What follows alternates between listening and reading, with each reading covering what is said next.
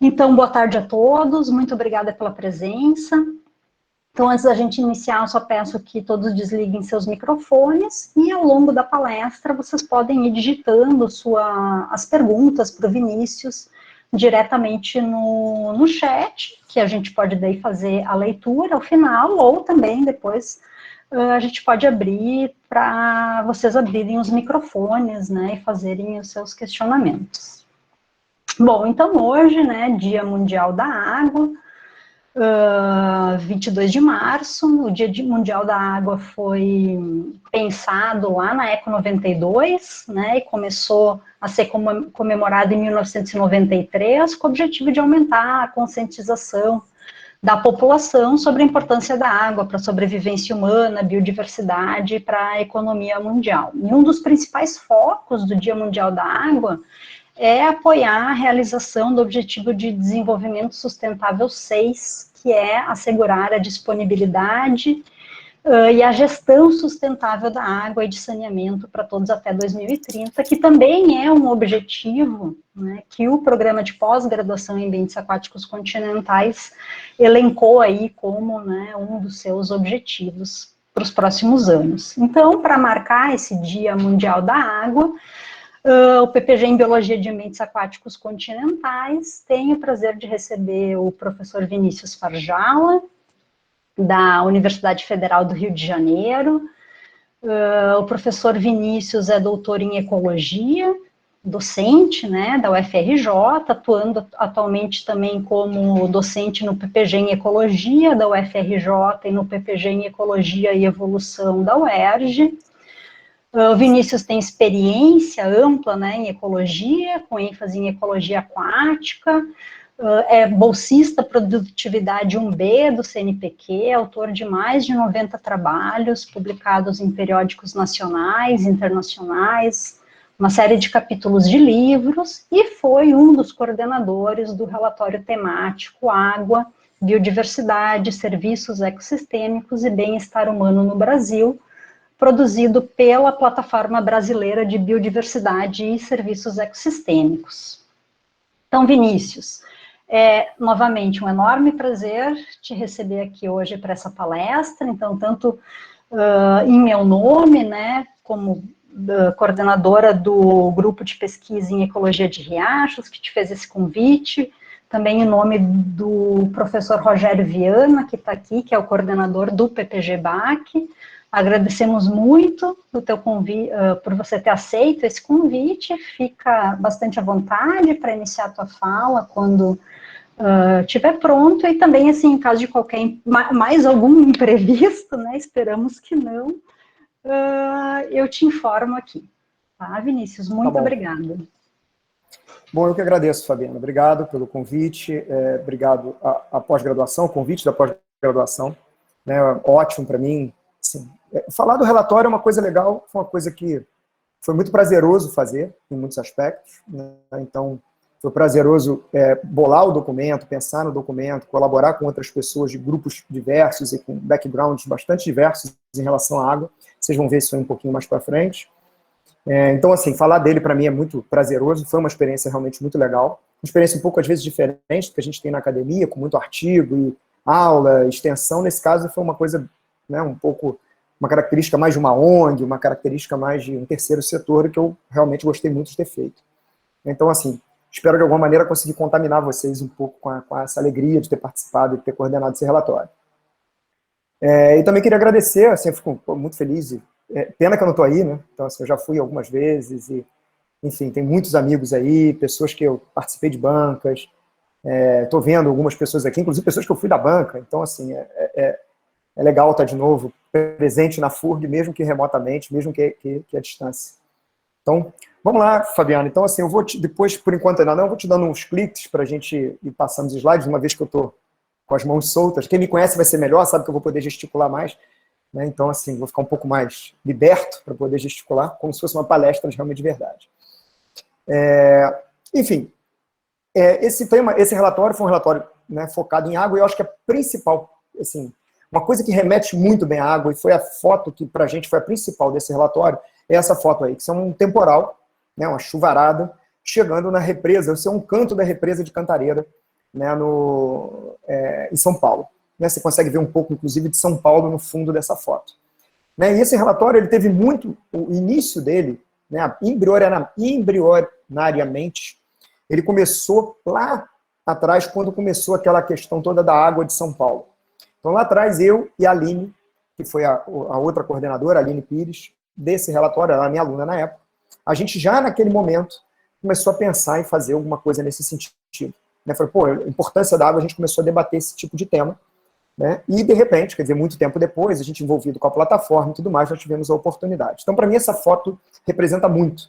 Né? E ela representou muito para o Brasil, e, sem dúvida nenhuma, aqueles anos foram anos extremamente secos, foram anos de desabastecimento do Sudeste. Aqueles anos chamaram a atenção para o Brasil da questão da água, né? E como, de fato, a água pode faltar.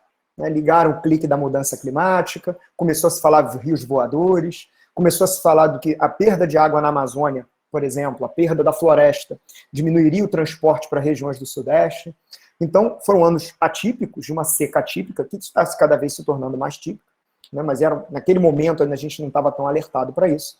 Né? E foram, né, aquele ano, aquele momento, trouxe à tônica a questão da água, né, à tona, né, a questão da água, e a gente começou a discutir muito mais isso. Então, esse relatório acabou sendo um produto nesse sentido.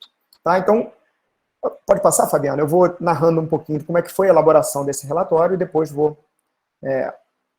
comentar alguns detalhes dos nossos principais resultados. Né? Primeira coisa que eu queria que vocês guardassem, esse é um público meio, né, pós-graduação em ecologia de águas doces continentais. Então, estou ensinando vocês a rezar em alguns aspectos, o padre a rezar, então não havia necessidade. Mas, assim, quando a gente pensa em água doce no Brasil, 3 aspectos eu queria destacar para vocês, que esses 3 aspectos, eles aparecem em praticamente tudo que a gente ouve falar, e tudo que a gente lê, e tudo que a gente conversa com outros setores. Né? Primeiro, a completa dominância de ambientes aquáticos lóticos.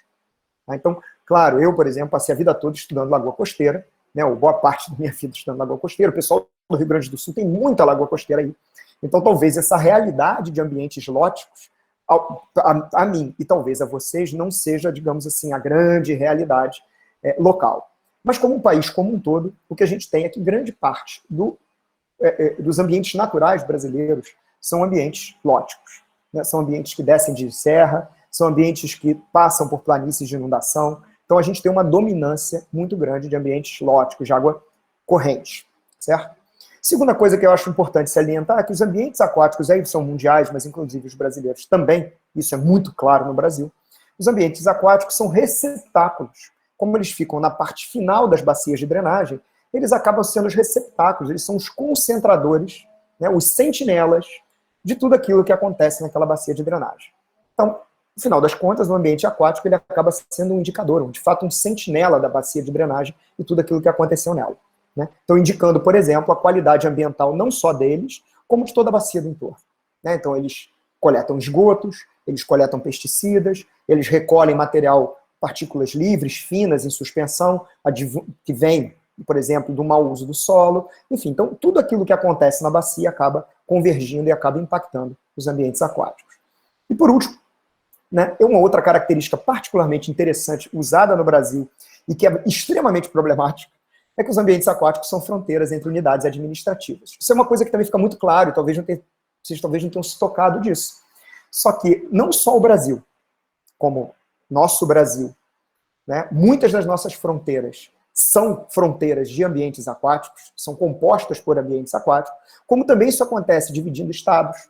Por exemplo, o Rio Paraíba do Sul, um rio importantíssimo aqui do Sudeste brasileiro, e ele corre entre vários estados, muitas vezes dividindo esses estados. Né? Então, eles são fronteiras entre estados e muitas vezes fronteiras entre municípios. Então, claro, ele é fácil de marcar. É uma fronteira que já tem uma linhazinha pronta na paisagem. Até onde vai ter o terreno? Até o rio, depois é outro.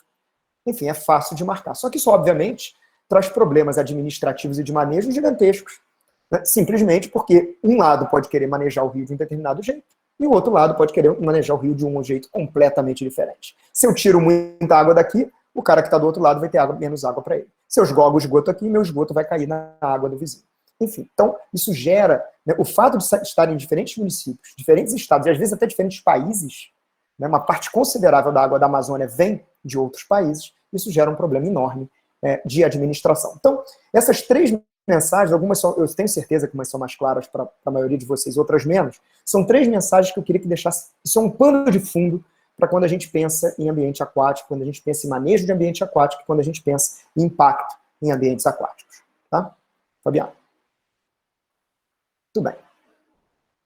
Então, eu vou falar um pouquinho para vocês rapidamente do caminho, tá? Pode ser mais uma caminho do relatório, né? Explicar um pouquinho como é que esse relatório foi feito. Pode ser, Fabiano.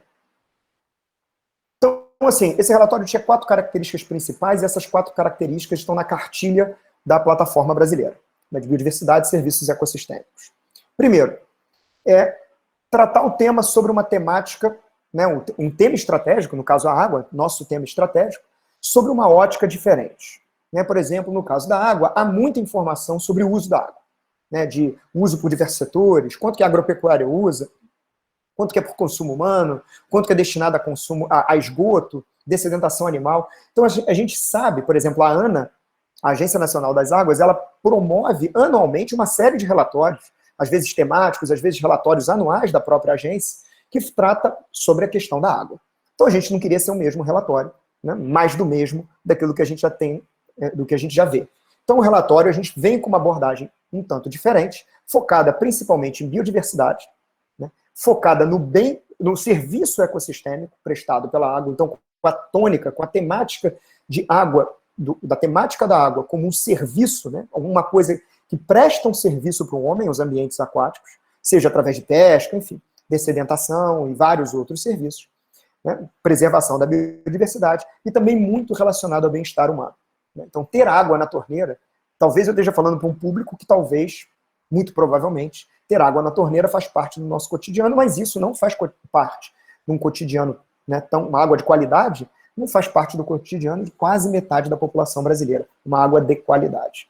Né? Então a gente está falando realmente de uma temática que tem importância, né, tem relação com o bem-estar, e a gente tentou trabalhar isso sobre uma ótica de biodiversidade e serviços ecossistêmicos. Bom, segundo, a gente queria uma representatividade regional, então a gente tem pessoas de diversas regiões do país, Nordeste, Centro-Oeste, tem no Sul, claro, tem na região Sudeste, tem na região Norte, então a gente buscou pessoas que tivessem uma certa representatividade regional.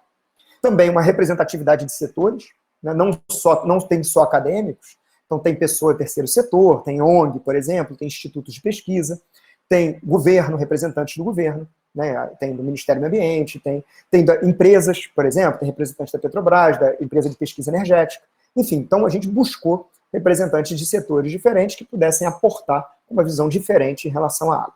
E por último também buscamos equilíbrio de gênero, né, uma coisa absolutamente primordial hoje em dia na grande maioria dos trabalhos, né, um reconhecimento tardio, mas necessário. Então a gente buscou também o equilíbrio de gênero. Tá? Fabiano.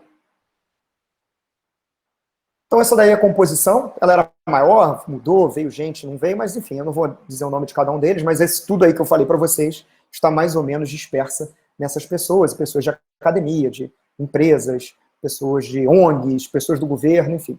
E foi coordenado, no caso, por mim e pela Aline, que é aquela primeira mocinha lá no canto esquerdo.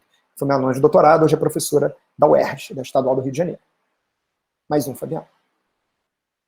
Bom, esse trabalho também ele tem uma revisão muito forte, tá? Isso é uma coisa que é preponderante no trabalho, só queria comentar com vocês. Tem a revisão do próprio painel, que foi feito pelo Fábio e pelo João Meto, que talvez o Fábio não é tanto da água, mas o Jean Fábio é um cara muito ligado à conservação, e o Jean, um cara focado, por muito tempo foi focado na questão temática da água, mas em outros temas também.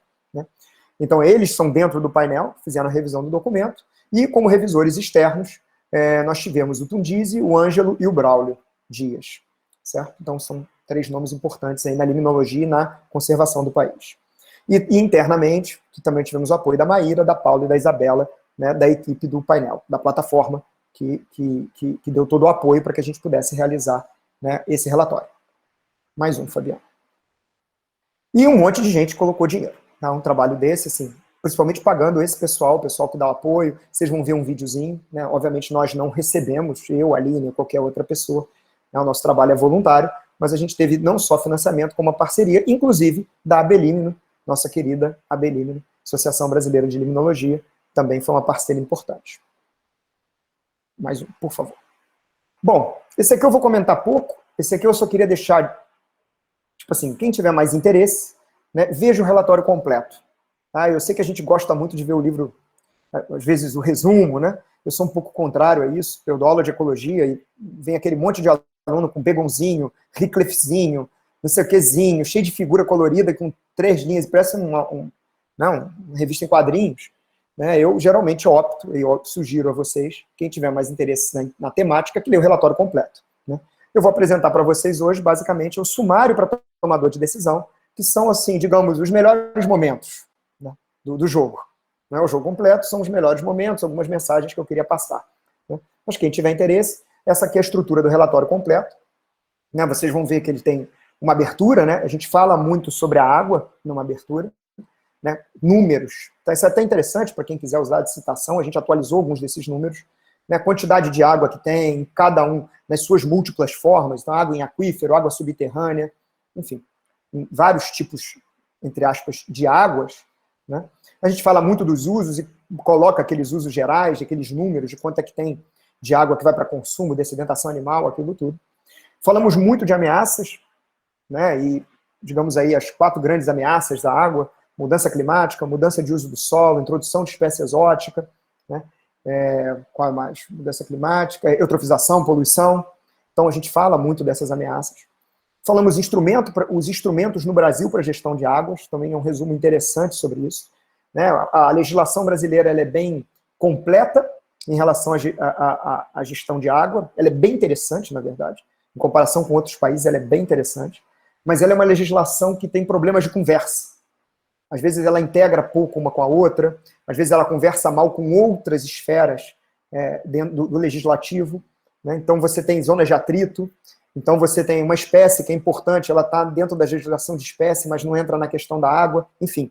Então, assim, ela é uma legislação que abarca muita coisa, mas tem muita zona de conflito, muita zona de interface entre legislação. Falamos um pouco dos cenários futuros, quer dizer que cenários óbvios são futuros. Falamos um pouco dos cenários, né, isso aí está meio redundante, para a água no país, quer dizer, o que a gente, né, um pouco diante do que nós temos, né, e diante das possíveis alternativas de manejo e uso do recurso, quais são os cenários que abrem para o Brasil. Né? Claro, desde os mais apocalípticos, como vocês podem imaginar, até aqueles cenários de uso mais racional, mais sustentável do recurso. Vamos falar um pouco dos caminhos para a água no Brasil, isso eu vou comentar bastante com vocês, então eu vou deixar um pouco para lá.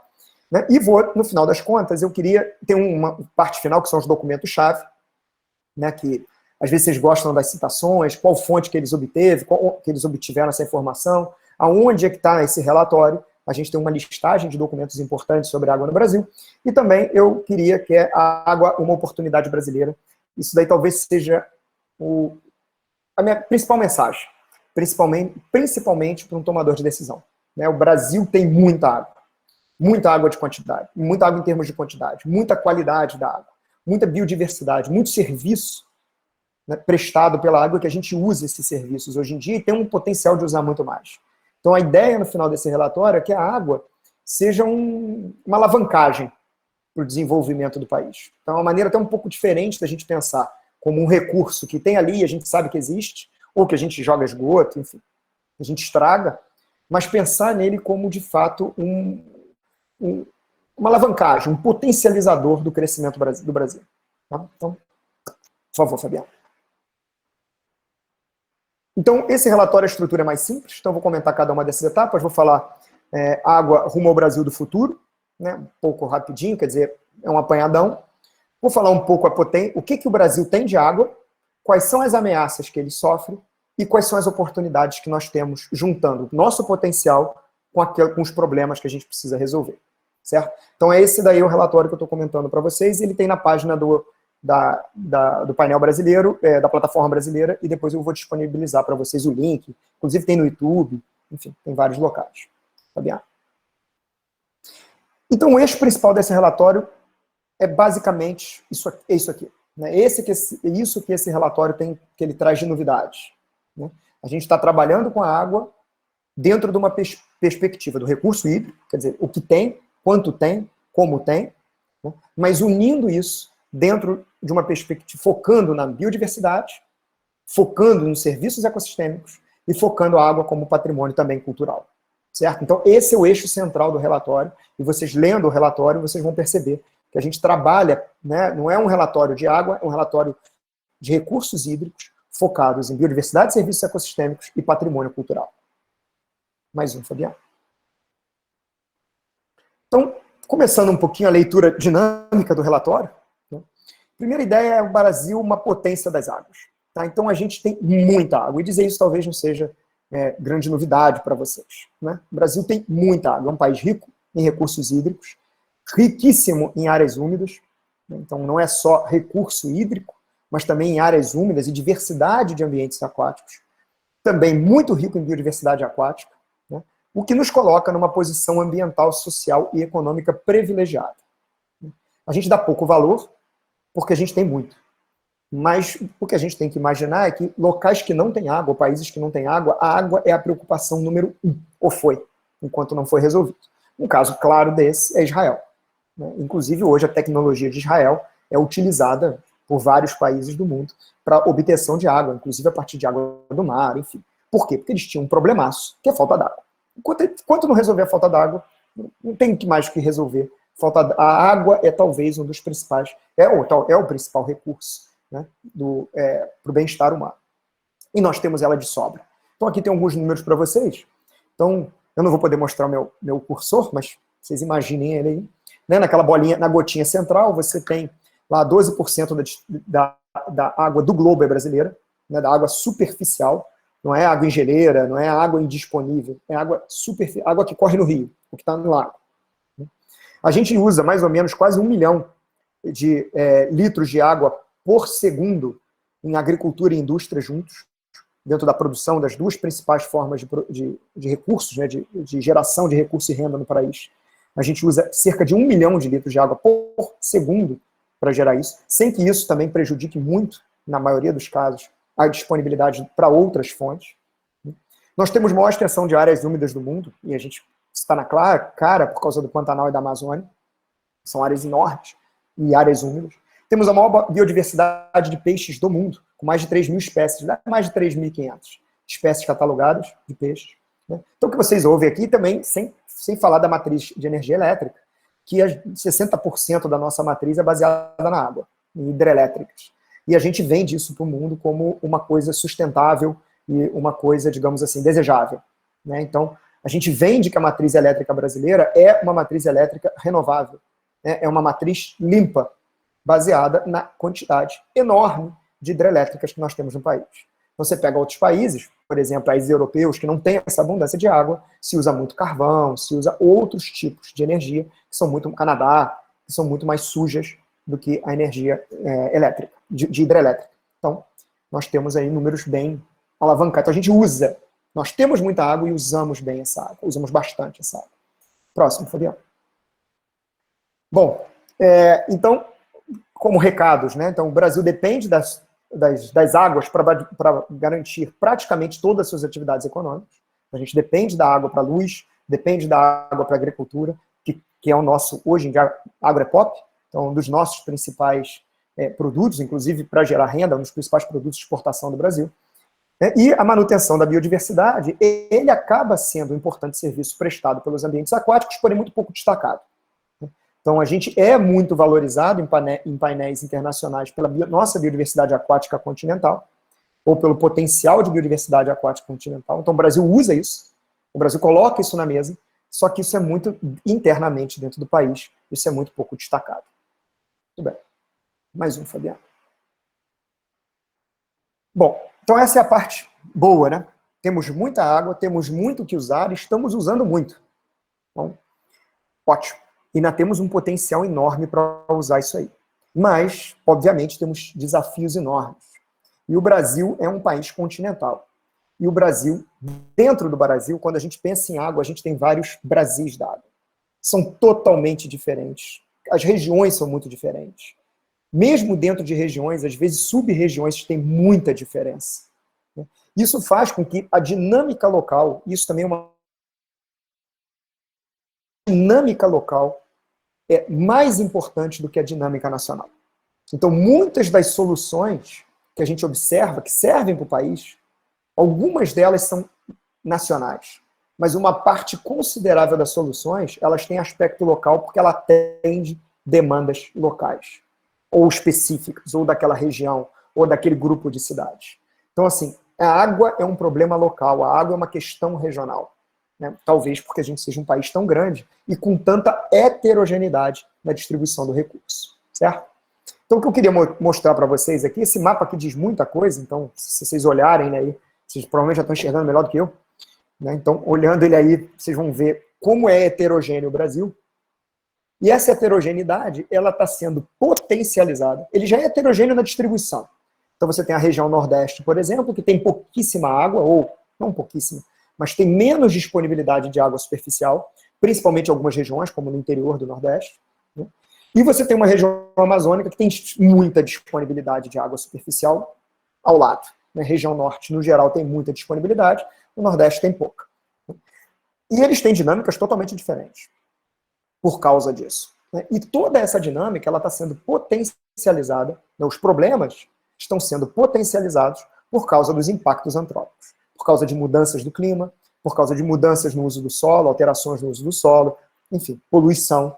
Então, já essa heterogeneidade natural, você tem casos que essa heterogeneidade está sendo potencializada, está ficando, para algumas regiões, por exemplo, como o Nordeste, não só a falta de disponibilidade, mas os impactos relacionados à poluição e mudanças climáticas estão colocando a região em aviso vermelho, digamos assim, em aviso quanto à disponibilidade hídrica, certo? Então a gente pode ver aqui, por exemplo, o Nordeste, já que eu comecei por ele, o Nordeste tem pouca água superficial, todo mundo já sabe disso.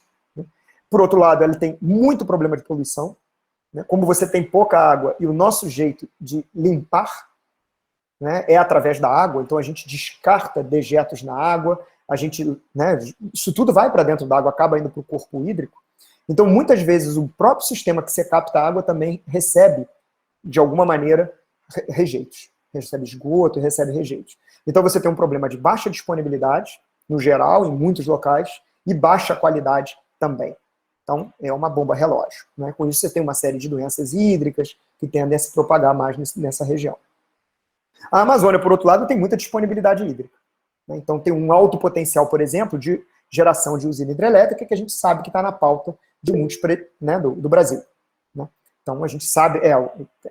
né, tem um comentário aqui que mesmo no Nordeste tem muita heterogeneidade. Sim, você tem regiões zona da mata, você tem regiões que é muito heterogêneo. Por isso, inclusive, a solução é local.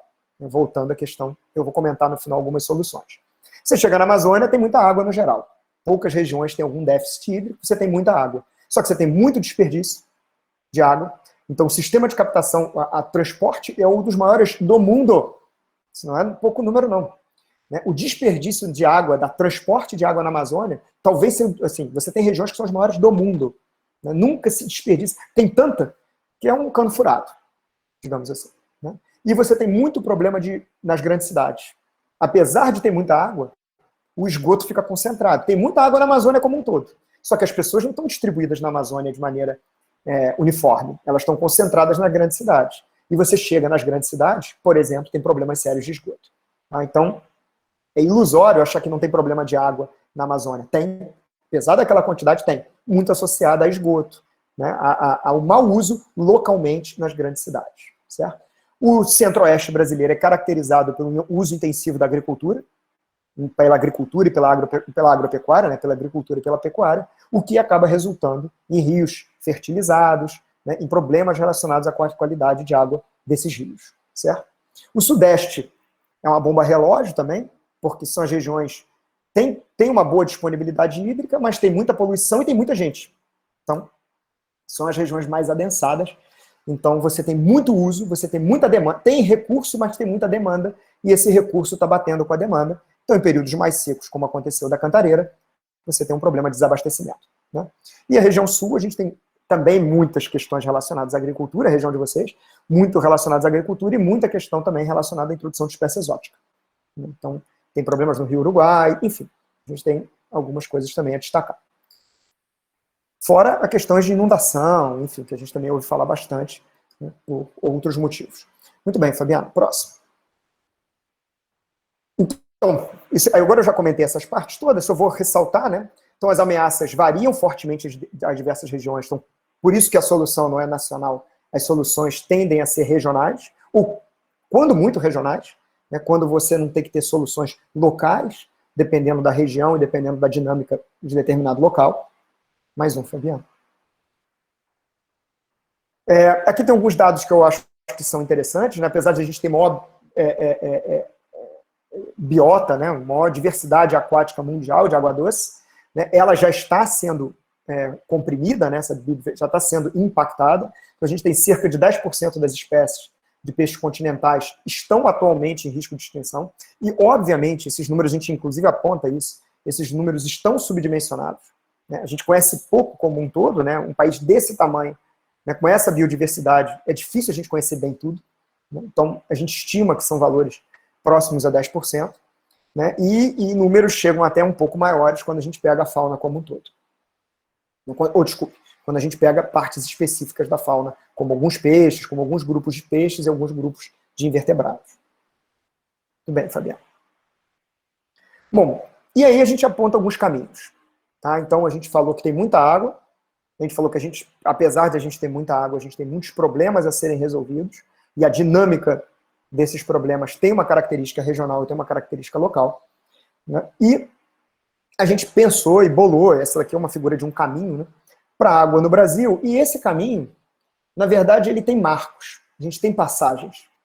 E isso facilita, porque é como se fosse um caminho. Você vai andar numa estrada, aí você sabe que você vai chegar em outra cidade, ou daqui a 2, 3 cidades, você tem que passar primeiro por aquela. Né?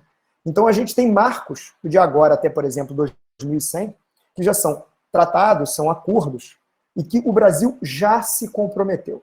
É claro que atualmente, hoje em dia, a gente anda rasgando tudo que a gente já se comprometeu. Mas a gente tem marcos e tem ou planos nacionais, ou a gente tem acordos bilaterais, ou acordos internacionais, em que a gente estabeleceu metas, e essas metas existem. Inclusive, Fabiana falou um pouquinho nas ODS no início da apresentação da minha apresentação, na apresentação dessa palestra. Então, até 2020, tem as metas JAIXI, da Convenção sobre a Diversidade Biológica. Então, isso é até 2020, ano passado. Né? Então, elas estão sendo revistas agora. Alguns tiveram encontro, essas metas estão sendo revistas. E a nossa situação, como vocês podem imaginar, não é das mais bonitas. Né?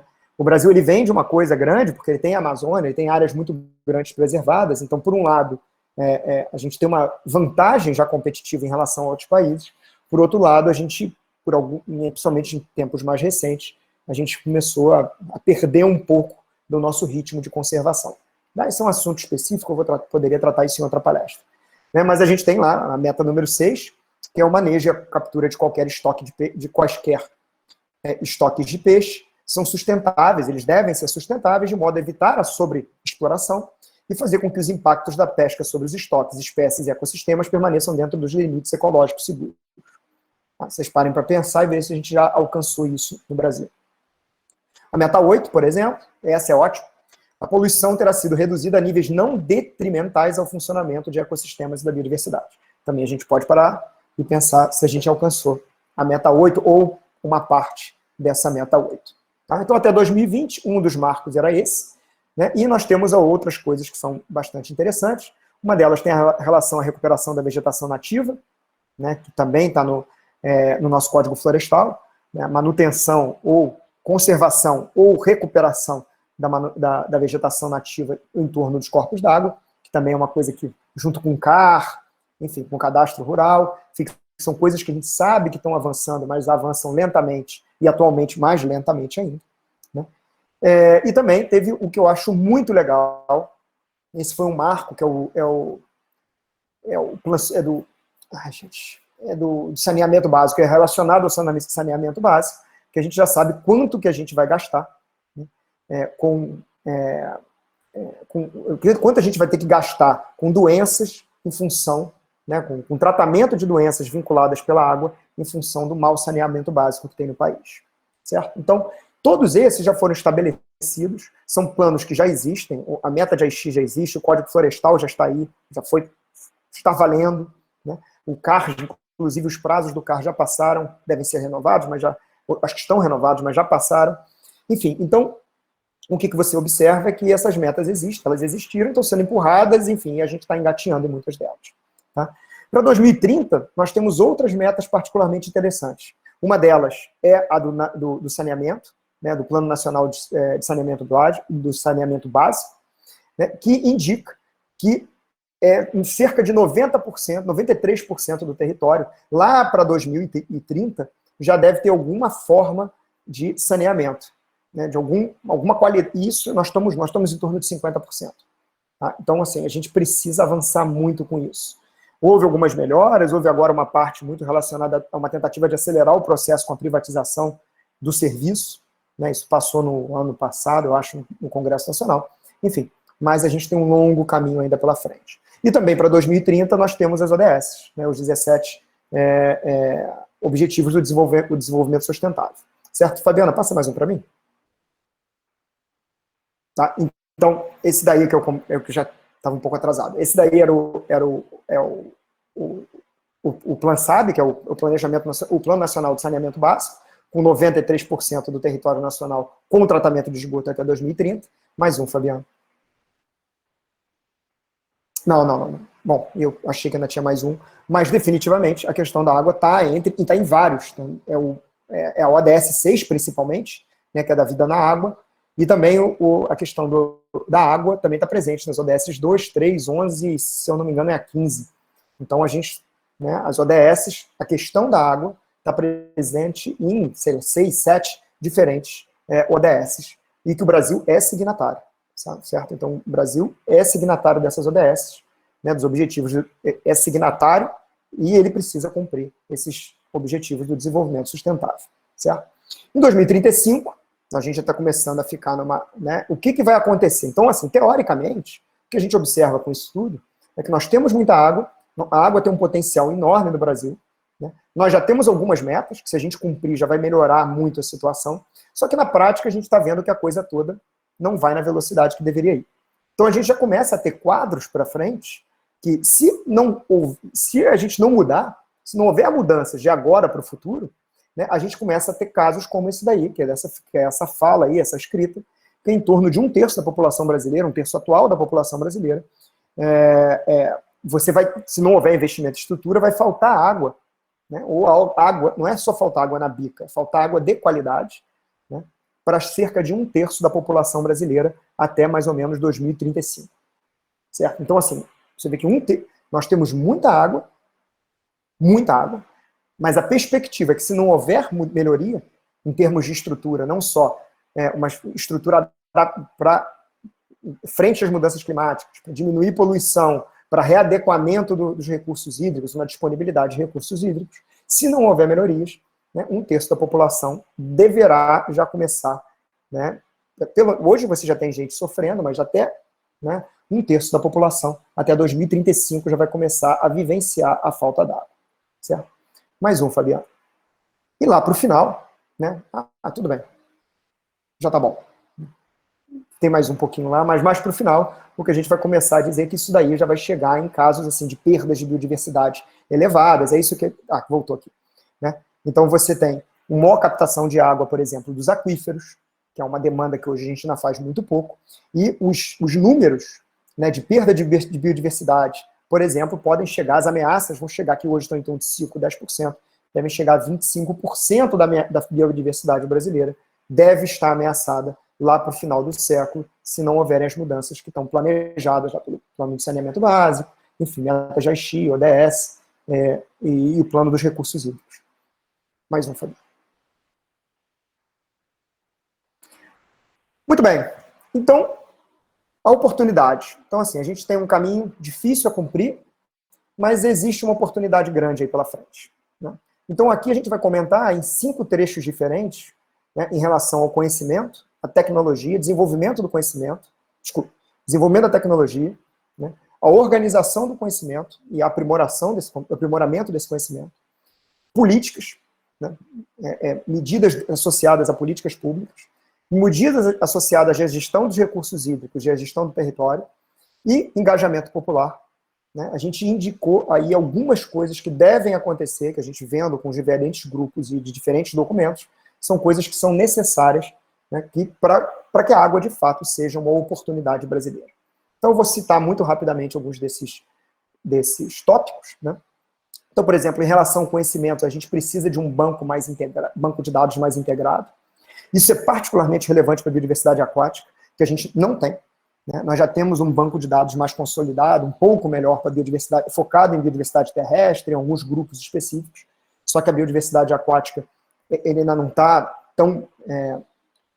ele não está contribuindo tanto ainda para esses bancos de dados. Então, não é que a gente conheça pouco, a gente conhece pouco, mas essa informação ainda não está tão facilmente disponível. Tá? Então, esse é um problema. Né? A gente tem que associar com o conhecimento tradicional indígena, que ainda se conhece também muito pouco, se dialoga muito pouco com esses grupos. Há algumas lacunas importantes do conhecimento, principalmente aquelas associadas aos serviços ecossistêmicos. Então, de uma hora para outra, tudo virou serviço ecossistêmico, mas na prática, a mensuração desses serviços ecossistêmicos ela não é fácil, né? Mas ela é hiper relevante. Né? A biodiversidade aquática, por exemplo, aí pensando um pouco de biodiversidade aquática, de alguma maneira ela precisa entrar nos índices de segurança hídrica. Né? Quando a gente pensa em índice de segurança hídrica, que tem relação com o Plano Nacional de Segurança Hídrica, a gente está pensando em abastecimento humano e dessedentação animal e abastecimento do setor da indústria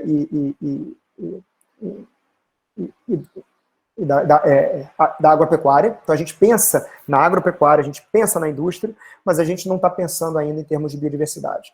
Por quê? Porque nós não temos números bons e suficientes ainda para adicionarmos para esse índice de segurança hídrica. Então o índice ele é composto sem informação nenhuma de segurança para a biodiversidade. Tá? E a gente também precisa saber um pouco mais desses cenários. Né, olhar para frente e produzir cenários mais confiáveis sobre, com os níveis atuais, ou as perspectivas de níveis futuros do recurso hídrico, né, quais serão os impactos sobre a economia, sobre a ecologia e sobre o uso dos recursos hídricos. Né? Então a gente precisa também desenhar cenários mais realistas sobre, né, as diferentes formas de uso, manejo dos recursos hídricos, como é que isso vai impactar o futuro. Tá? Então a gente ainda tem isso ainda está muito nebuloso, esse conhecimento ainda está ainda de baixa qualidade, precisa ser melhorado. Em relação à tecnologia, a gente precisa mapear e monitorar melhor, com, né, sistemas mais integrados. Precisamos de novas tecnologias, desenvolvimento de novas tecnologias, às vezes, né, tecnologias que são simples, eu vou falar algumas para vocês, relacionadas à segurança hídrica, e também, obviamente, sempre tentando focar em soluções baseadas na natureza. Né? E nós temos vários casos assim, várias pequenas soluções, inclusive baseadas em características dos ecossistemas, né, que poderiam ser mais bem exploradas num país como o nosso, e a gente não explora. Né? A gente busca sempre a alternativa cinza, né, a grande infraestrutura, né, ao invés de buscar soluções baseadas na natureza que, né, estão disponíveis e muitas, inclusive, já estão desenvolvidas. Em relação à política, rapidamente, avançar com a questão da proteção, principalmente focando também nos ambientes aquáticos, o desenvolvimento de áreas de proteção no país sempre não foi focado, digamos assim, prioritariamente na proteção dos ambientes aquáticos. Avançar com a questão do PSA, do pagamento por serviços ecossistêmicos focados na água, isso a gente está avançando, algumas bacias já fazem isso muito bem, mas como um todo isso está engatinhando. Né? Integrar água e biodiversidade aquática. Né?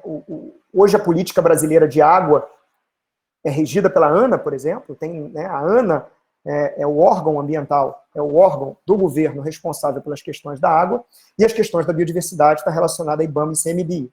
Então, assim, são dois órgãos que às vezes não conversam entre si, e quando você pensa em biodiversidade aquática, teoricamente eles deviam estar interagindo. Então a gente vê que essa política ainda é frágil e muito fragmentada, apesar de você ter leis interessantes, você ter planos interessantes, eles estão fragmentados e muitas vezes não conversam. E, obviamente, hoje em dia é super na moda cumprir acordos internacionais que a gente já assinou. Né? Então, isso aí, teoricamente, não precisava nem falar. Né? Aumentar o engajamento, né? O engajamento geral, mudanças de comportamento, e aí você ter toda aquela questão envolvendo população e tudo mais. Aumentar a participação social, mas não é aumentar a participação social como um indivíduo passivo, né? Um cara que ouve uma palestra, ou um cara que ouve uma aula, ou uma pessoa que você vai e explica alguma coisa para ela, mas aumentar, na verdade, o diálogo. Né? Aumentar a participação desse indivíduo dentro da tomada de decisão, né? Ele vai pensar localmente, né? Às vezes ele conhece soluções locais, né, que podem ser complementadas com soluções numa escala maior, né, e você resolver problemas ali daquele município, daquela região. Né? Então essas pessoas precisam ser ouvidas, porque elas com certeza vão acabar tomando parte na solução, ou pelo menos elas são parte do problema. Certo? E, obviamente, pensando isso com a questão toda multissetorial, né, de você ouvir como foi esse relatório, você ouvir a indústria, você ouvir os demais setores. E, por último, uma questão de gestão. Né? Enfim, gestão também tem essa questão do multiusuário, né, da gente pensar a gestão não só do usuário, né, de um usuário específico, da indústria, da agricultura, mas gerenciar o recurso hídrico de uma forma mais holística. Começando, inclusive, com questões transfronteiriças. Né? Um problema que vocês têm no Rio Grande do Sul, Rio Uruguai, por exemplo, ele tem essa característica. A Amazônia toda, ou uma parte considerável da Amazônia, é banhada por rios, né, que carregam sedimentos e carregam água e carregam nutrientes dos Andes. E você, por exemplo, tem uma série de propostas de hidrelétrica no Peru e na Bolívia que vão reter uma parte considerável de nutrientes, água e sedimentos nessas hidrelétricas. Então, assim, você imagina o tipo de impacto que isso pode dar no Brasil. Olhar para a questão do licenciamento ambiental também focado na água. O licenciamento ambiental, muitas vezes, ele é focado no território, no terreno, e acaba sendo muito focado no ambiente terrestre, com pouca observação no ambiente aquático. Priorizar áreas para restauração florestal, levando também em consideração a questão dos recursos hídricos. Hoje a priorização de restauração é baseada em termos de biodiversidade, custo do terreno e estocagem de carbono, são as principais métricas. Né? Mas ambiente hídrico não entra nem na conta. Então o cara, olha, vamos reflorestar aqui porque tem mais biodiversidade, você vai ter um sinergismo entre mais biodiversidade e mais carbono estocado. Mas e a água? Alguém vai usar a água que vai acabar sendo beneficiada com esse processo de restauração? Enfim, então ela não está nem na conta. Então isso é uma das coisas que precisa ser, em termos de gestão, precisa ser priorizada. Né? E, obviamente, esse aqui também está super na moda, né? Tomada da decisão baseada em evidências, né, técnico-científicas. Isso aí, não precisa nem comentar hoje em dia, né? Tomar decisão baseada em evidência técnico-científica, eu acho que vale para tudo no país. Né? Muito bem, mais um, Fabiana. Agora pode passar vários? Quando acabar essa sequência, eu já expliquei todos num só? Isso tudo eu já expliquei. Muito bem, e aí eu queria deixar por último as mensagens principais. Né? Então, assim, esse relatório foi essa ideia, quer dizer, a gente tentou mostrar que a gente tem água, que a gente tem problemas relacionados à água, que esses problemas são regionais e são locais, então a gente precisa pensar em soluções regionais e locais. A gente já tem uma legislação boa, que obviamente precisa conversar melhor entre si, mas a gente já tem uma boa legislação, né, e que a gente pode usar uma vez, quer dizer, o cenário, o futuro, se nós não fizermos nada, é sombrio. Né? Mas o futuro, se a gente fizer e pensar no futuro baseado em recursos hídricos, o futuro, os recursos hídricos podem, de fato, alavancar o crescimento e o desenvolvimento social brasileiro. Então, essa é a mensagem do relatório, né, principal. Né, e aí tem um pouco, vou ler só para vocês aqui como é que ele foi sentenciado ali, né, no texto, mas basicamente a mensagem é essa. Então, aqui as águas brasileiras são um componente-chave para o desenvolvimento ambiental, social e econômico do país, mas sua distribuição heterogênea no território e a falta de estratégia que visa a integração de seus múltiplos usos coloca um país em estado de alerta. Né? Então, a gente tem, usamos, mas estamos em estado de alerta porque estamos usando mal. Mais um, Fabiano. Então, o enfrentamento dessas ameaças, né, ele é fundamental para garantir a segurança hídrica, né, aliada, nesse caso, à conservação. Quer dizer, não só a segurança hídrica, mas segurança hídrica também associada, quer dizer, a uma outra parte dos serviços ecossistêmicos, que são aquelas mais relacionadas à função dos ecossistêmicos, à biodiversidade, que muitas vezes não é levada em consideração. Tá? Então, enfrentar essas ameaças é condição básica para a gente resolver alguns problemas que já estão aparecendo para a gente. Mais um, Fábio. E a solução para a questão hídrica no país deve-se por meio de estratégias regionalizadas, que inclua a produção de conhecimento focada nas lacunas existentes, nas lacunas. Tá? Tem muito conhecimento que a gente já tem, é meu próximo slide. O desenvolvimento e aplicação de novas tecnologias, o fortalecimento de instrumentos integrados, de política e gestão, né? Olhar de uma maneira integrada e não fragmentada setorial como é feito atualmente, e engajamento dos diversos setores usuários das águas brasileiras na tomada de decisão. Né? Esses são os problemas. Né? A gente tem problemas e não é falta de lei, não é lei ruim, né? É a integração dessas leis. É o manejo focado na água. É o manejo ouvindo os múltiplos usuários, e não só os usuários que têm o maior interesse, o maior poder econômico. Né? Se isso tudo não for internacionalizado, a água, que é uma questão de integração do território, porque ela é de integração, ela integra o que eu falei no início, ela integra bacias, ela integra estados, ela integra países, ela integra municípios. Então, se isso não for levado em consideração, ela vai continuar sendo um problema sempre a ser resolvido. Certo? Mais um. Então, esse aqui, inclusive, é do artigo, isso aqui não está no relatório, esse é super fresquinho, porque ele está em submissão, está pré-aceito. Então, isso aqui a gente só fez aqui um exemplo para vocês, um exercício de sinergismo entre pequenas ações, algumas um pouco maiores, né, mas são propostas de solução relacionadas à água, né, ou são diretamente relacionados à água, ou auxiliam as questões hídricas, né, e que tem um sinergismo imediato. Né, então, você faz uma proposta, atende a mais de um setor, né, já dentro dessa perspectiva multiusuária. Né. Então, por exemplo, ali, o primeiro deles é a construção de cisternas em regiões secas. Essa é uma tecnologia interessantíssima. Foi desenvolvida há alguns governos atrás, eu não quero fazer propaganda política, mas foi desenvolvida há alguns governos atrás na região Nordeste. Ela virou exemplo para o mundo. E a ONU, olha só, a gente já foi exemplo para o mundo e não é exemplo ruim. Né? E a ONU pegou esse exemplo, o modelo Brasil, caso Brasil, e aplicou na África. Né? Para a região subsaariana, ali na região, na margem do Saara. Né?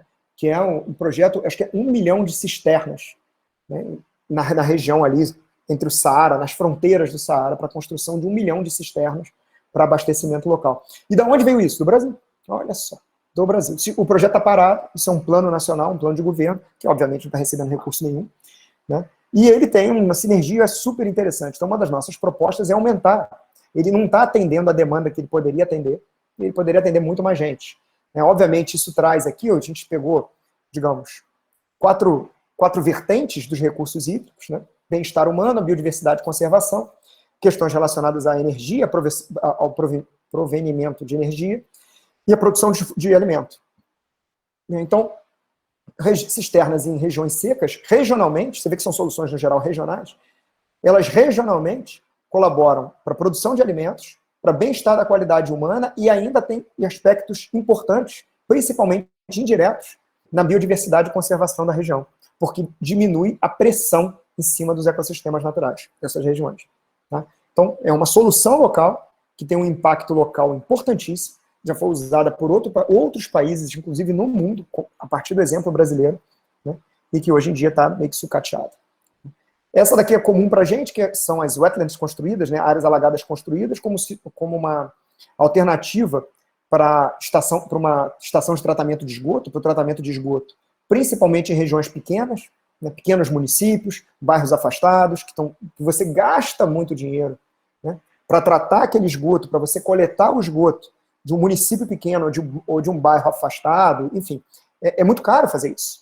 Né? E esse tipo de mecanismo, ele atende muito bem essas regiões, esses municípios e essas localidades. Né? Obviamente, isso tem um impacto positivo muito forte no bem-estar humano e um impacto indireto também muito forte sobre a biodiversidade aquática, porque inibe o lançamento de esgoto in natura nos ambientes aquáticos da região. A gente também falou um pouquinho da proteção de áreas de pequenos wetlands. Tá? Hoje em dia, o Brasil dificilmente, vocês podem imaginar, inclusive, por quê? O Brasil dificilmente vai aumentar a quantidade de áreas protegidas no país.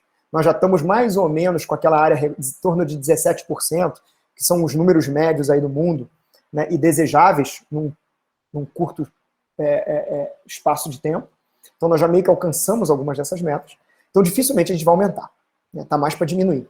Né, mas a gente focar localmente, ou em regiões, né, pequenos estados, ou entre municípios, focar em algumas small wetlands, a gente pode aumentar a quantidade de área alagada do país protegido, né, com impactos positivos, por exemplo, se for uma cabeceira de rios importantes para energia elétrica, você pode estar associada à manutenção dos recursos hídricos para a produção agrícola, obviamente em relação ao consumo da biodiversidade, a manutenção da biodiversidade, consumo humano também, né? Ou não só consumo, mas também bem-estar, lazer, áreas de lazer, todo o resto. Enfim, aqui tem mais outros dois, mas eu não queria me alongar muito não, porque eu não quero chegar em 1 hora de palestra. Depois leio um artigo, quando sair eu também posso mandar para vocês. Fabiana, mais um. Eu queria passar um videozinho de 3 minutos, antes de acabar, e passar para as perguntas. Esse é o videozinho que a gente fez para o painel. Espero que vocês ouçam.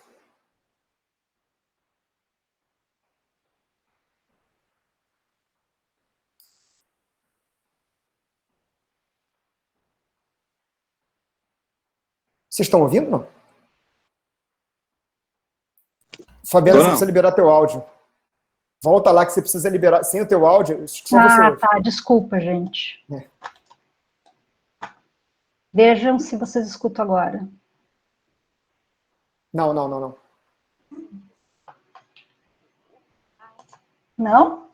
Não. É o áudio Ué. do seu computador, que eu acho que deve estar... Ou o áudio do teu vídeo.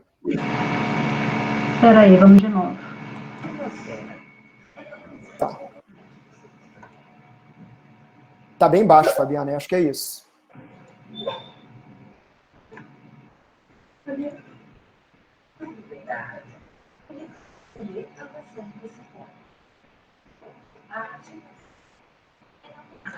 Não?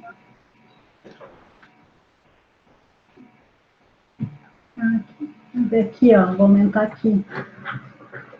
Botei no máximo agora, vamos ver. Tudo bem dado. No livro que você lê, a canção que você conta. No seu corpo, a atmosfera. Ela transforma o ambiente que você está. A água é fundamental para garantir o bem-estar e a vida toda no deserto. Ninguém está fácil. E muito bonito. A nossa universidade representa uma essencial em diversos setores do país.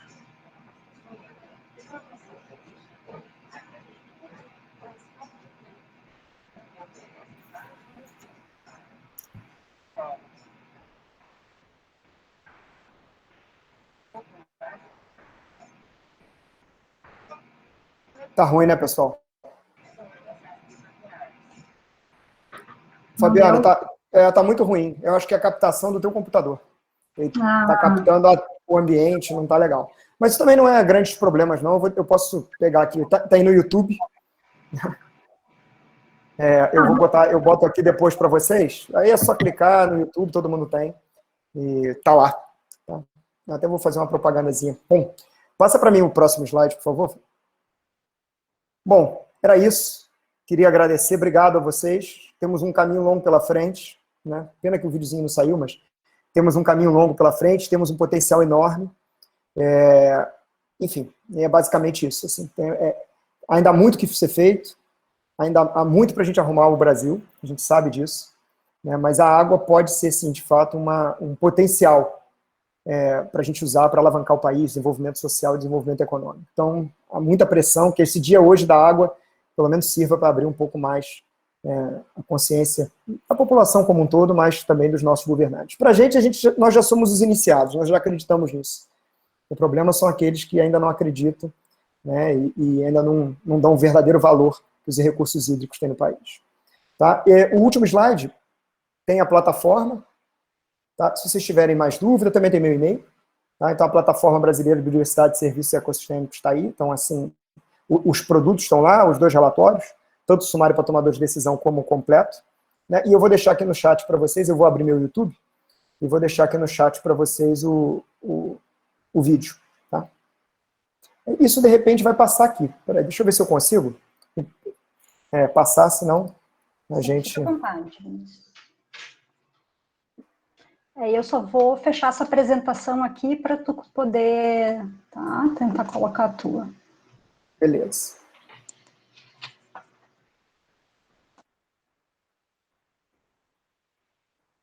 Deixa eu ver aqui. Rosa.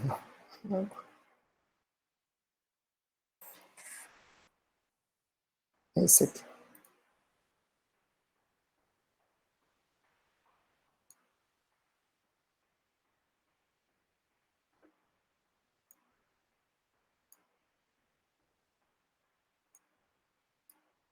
Ah, agora vai, viu?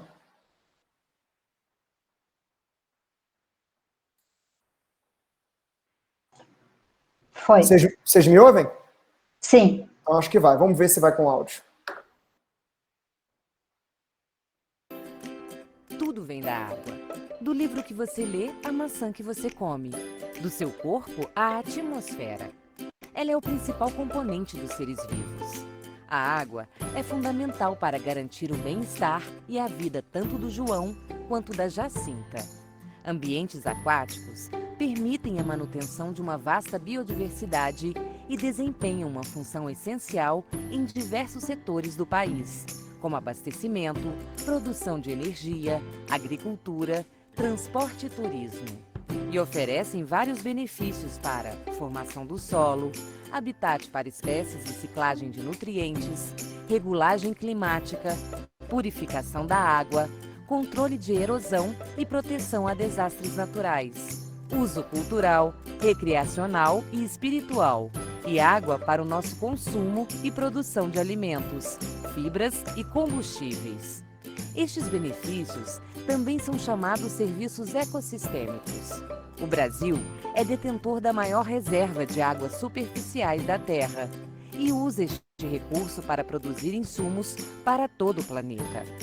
Mas isso não é suficiente para garantir a segurança hídrica do país. Inúmeras atividades humanas, ligadas ao desenvolvimento urbano, ao agronegócio, ao uso da terra e à crescente demanda por recursos naturais, dependem de serviços ecossistêmicos provenientes da água.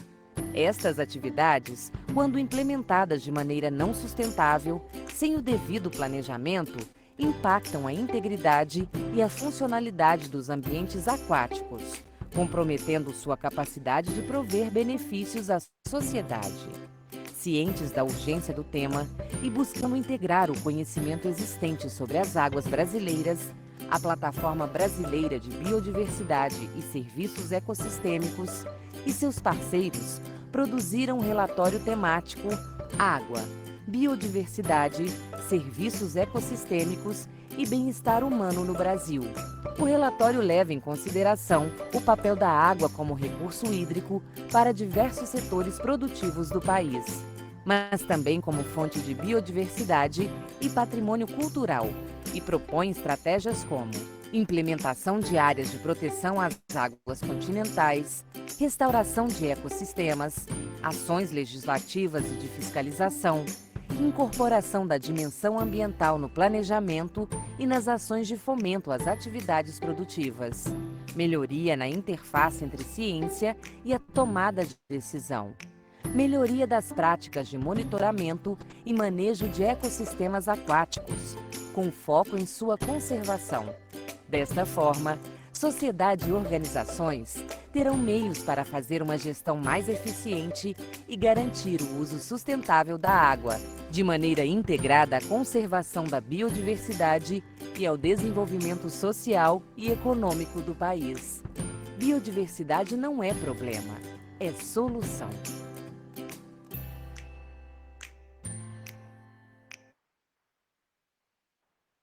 Muito bem, voltei. Vocês conseguiram ver, né? Ou só eu que vi de Sim, novo? perfeito. Não, Tá. deu para ver perfeito, sim. Vocês podiam estar quietinhos aí, 3 minutos depois, pô, professor, não vimos nada. Os alunos são assim. Tá bom. Muito bem, Fabiana. E agora? Bom, primeiro, Vinícius, te agradecendo mais uma vez pela palestra, foi excelente, né? Acho que deu muitas coisas aí para a gente pensar, né, em como trabalhar, mesmo dentro na academia, né? Então, muito obrigada, e abro, então, para perguntas, né? Eu acho que se alguém quiser fazer alguma pergunta, algum comentário, pode tanto colocar aqui no chat, que aí eu leio para o Vinícius, ou pode abrir o microfone.